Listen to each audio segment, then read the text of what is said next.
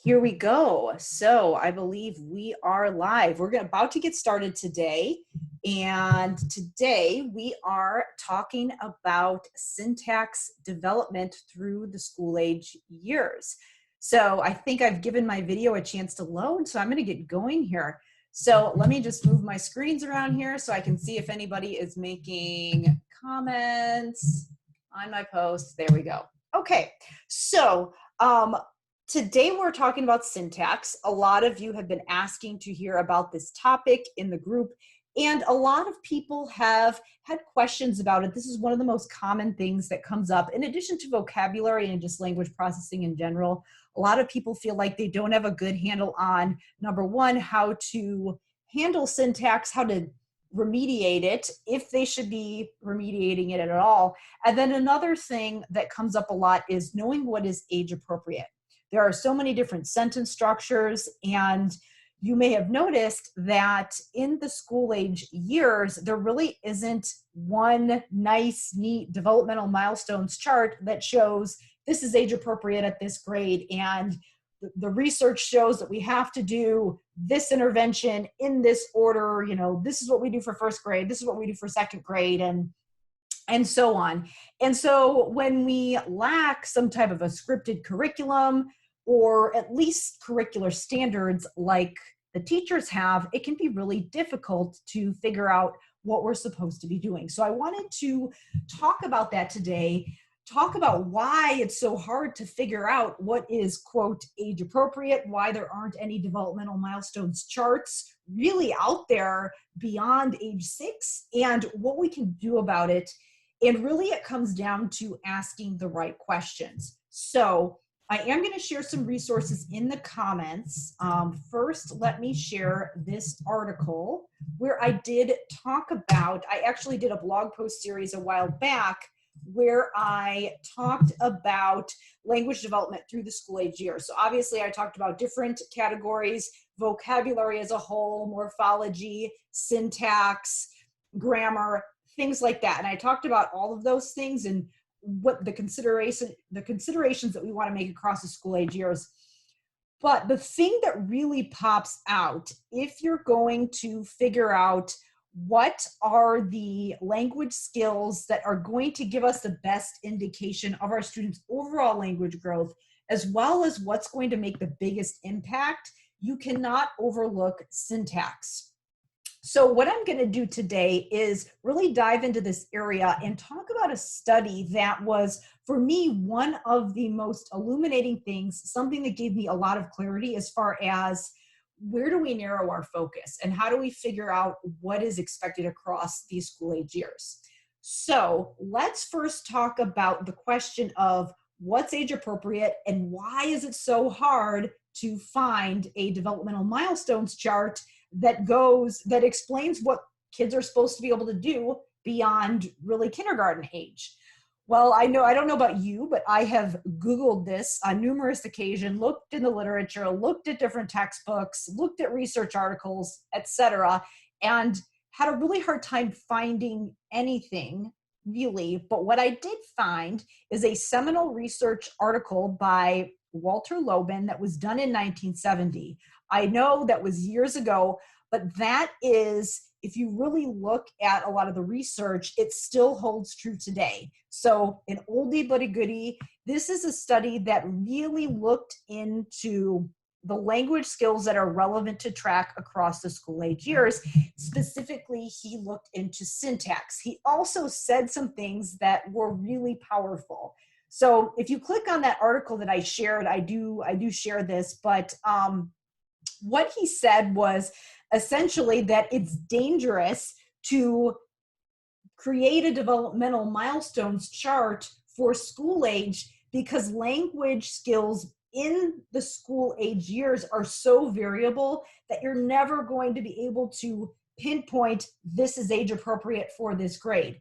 And if you do that, you're going to be using benchmarks that aren't necessarily relevant to your students' socioeconomic status, their culture, their geographic area, the particular community that they're in.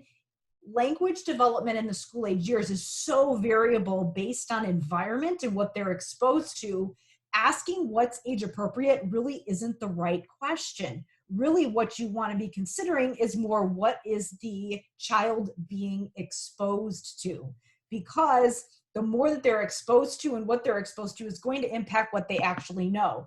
So rather than saying what's age appropriate, we really want to be asking, what have they been exposed to, again, and what's in the curriculum? Because chances are, if they are in that curriculum, a lot of times that is the material that they have had access to, that they have learned. Now, yes, we know that a lot of our students, just because they've had access to it in the curriculum, doesn't mean that they've learned it, but that is a good starting point for us. So that's why you can't find anything, because it wouldn't be relevant anyways. So that comes back to the question, as SLPs, what are we supposed to do when we have to figure out what is a disorder, what is not normal, when do students qualify, aside from language assessments, which of course that's a whole separate conversation of a lot of, a lot of times we know that they're limited with what they can show us. Yes, they're good for a lot of things, but we don't always get the most accurate picture with language evaluations, the standardized ones, and there are certain biases with certain assessments there. So we want to be able to look beyond those test scores when we think about diagnosis. So with that being said, it's really hard to figure out what is disordered and what is atypical or delayed when we don't know what normal is. So what we want to do is figure out how to hone in on some specific skills. So let me talk a little bit about this study done by Loeben so he actually started the study in 1953, but this actual research article was published in 1970, I believe, let me look at the bottom here. I've got this, if you click on that link, it's 1976 is when it was published. The reason that it was so long is because it was a longitudinal study, which is a good thing, because that means, they tracked children across the lifespan. So what he did was he looked at a sample of 338 children from ages 5 to 18, starting in 1953. And so he ended up with 211 at the end of the study that stayed in the entire time. And so what they did, he did a whole battery of statistical analyses to look at language development across those years to figure out what was relevant. So what skills, was there linear growth in any of those language skills, and what is the growth trajectory we can expect for language skills across those school age years. So he had 3 separate subgroups: the students who were high, so the students with high language ability, the students with low, and then a random group that students were just randomly selected to be in that random group regardless of their language ability. Because obviously, if they had high language ability at the very beginning of the study, that is a relevant factor. So he wanted to figure out if we could define those stages of language development, and he wanted to see if there was a predictable sequence across these school age years from K to 12. And so he did a whole bunch of different things. He did a battery, some standardized assessments. If you want to see what he specifically did, go ahead and click on that blog post, and I explain the measures that he used. But let me get to the results. So one thing that he really, that stood out, and again, he looked at all areas of language. The key findings in this particular study were in the area of syntax. So one of the key patterns that he found was that kids who were in low socioeconomic status use less sophisticated syntactic structures than those kids who were of higher socioeconomic status. And he also found that across all ages and ability levels, reading, listening, writing, and speaking abilities, all of those things were strongly correlated. So basically, if kids have a hard time with reading, they're likely to have a hard time with listening and writing and speaking. Obviously, that's not a surprise. But what he did find was that there was one skill that really popped out when he looked at both the quantity and the quality of language. So what he found was that one of the skills, like a lot of the language skills, and this is what I've seen in a lot of the research as well, a lot of the language skills across the school age years don't really have this nice, neat, linear trajectory. So that's why when we're looking at things like vocabulary and grammar, and maybe your administrators are telling you, oh, we need to have like this nice, neat, when you're collecting your data in therapy, this nice upward pattern. Well, language doesn't develop like that. There are a lot of skills that maybe develop for a while and then they plateau, and then maybe there's a big jump, and again, it's highly relevant to their environment as well. So there aren't these skills where it's like, every language skill has this neat upward pattern.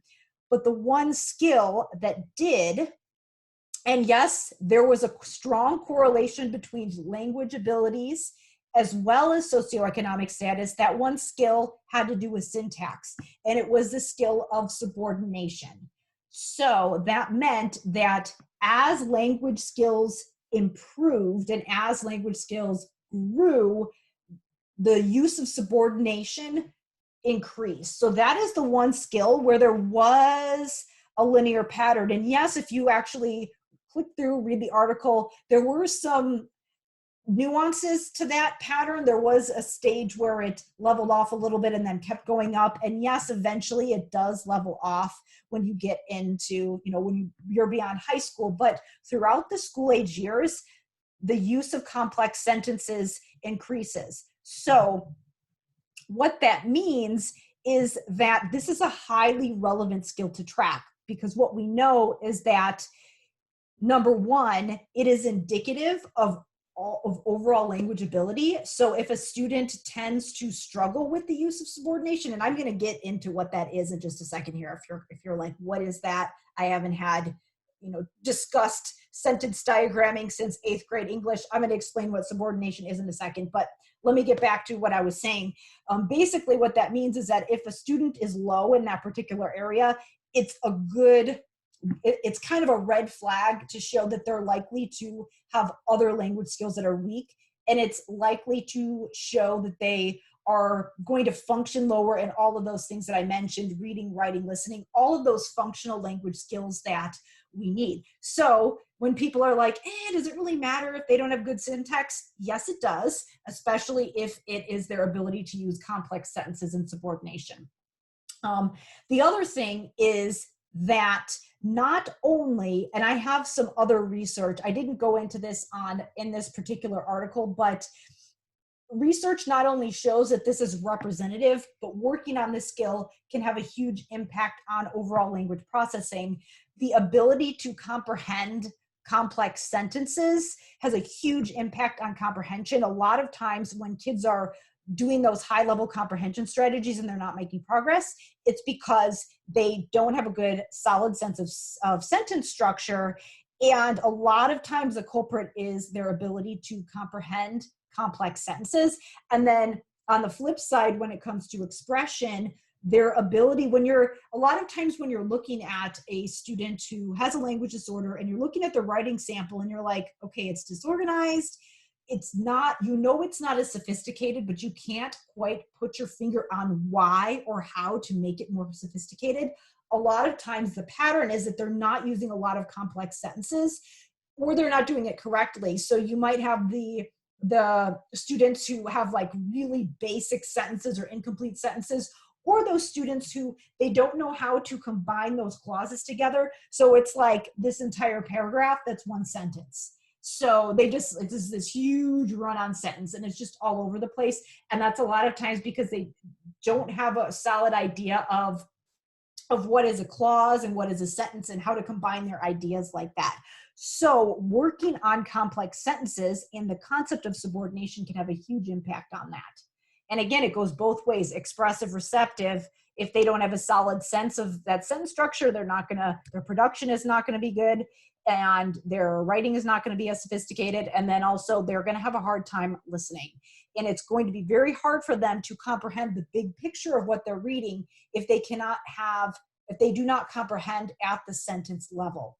And this, I cannot tell you how many times this goes missed. People are like, he just isn't paying attention, or, they don't see the pattern or the connection between, okay, over here, they're not comprehending one sentence at a time. They're over here treating the symptom, thinking, oh, well, they don't get the big picture and the gist, so I should work on the main idea and inferencing. Well, you don't have the cognitive resources to be able to process and inference if you can't comprehend it with just one sentence at a time. So let's talk a little bit about what subordination is before I wrap up here. So when we use subordination, it's when we form complex sentences using conjunctions. So there are the coordinating conjunctions, so all the conjunctions that go along with that fanboys acronym. I do have another article about that I can share in the comments as well. So when you are combining two sentences using a coordinating conjunction, so that would be words like, let me see if I can rattle them off. I'm writing the fanboys acronym: for, and, nor, let's see, fanboys, but, or, yet, and so. I did it. So those are all your coordinating conjunctions. When you have two clauses that are connected with one of those, it is a compound sentence. That one can be hard for our students with language disorders, but it's not as hard as complex sentences. So when you're combining two sentences using a coordinating conjunction, again, fanboys, a conjunction that has, that's like and or but, that is a compound sentence. And you're just combining two sentences, and those sentences typically, if you take out the conjunction, will stand alone as complete sentences, but you can also make it more complex or more sophisticated by combining it together. When you have a complex sentence, you have a independent clause and a dependent clause. So in this case, you have one of the subordinating conjunctions, and that subordinating conjunction is going to attach on to that other clause because it gives it additional meaning. Coordinating conjunctions are just connecting together, but subordinating conjunctions, that subordinate clause or that subordinate conjunction is going to go onto that clause because it gives it additional meaning. And I am using lots of examples here as I'm explaining this to you, but let me give you one specific example. If you said something like, we went to bed early because we were tired, we went to bed early is your independent clause, and because we were tired is your dependent clause. So that because we were tired cannot stand alone as an individual sentence. It's your dependent clause. It has to attach to that independent clause, and it explains why. It gives additional meaning. So the coordinating conjunctions just attach ideas together. Subordinating conjunctions like because are conjunctions that give additional meaning. That is really hard for our students with language disorders because a lot of times you can't rely on word order. There's a lot of times you have to reference, the information that comes after might have to do with the information that came before. And if they don't understand what that word is doing there, what those subordinating conjunctions like because are doing there, they're going to get really confused. And so that is why this is correlated with overall language growth. You may have noticed that your students with language disorders have a really hard time answering why questions. And I keep going back to that example of the coordinating or the subordinating conjunction of because that's one of the most common ones that our students struggle with. And a lot of times they can't answer why questions because they're struggling with that concept of subordination and they don't understand what the word because means and they don't know how to use it.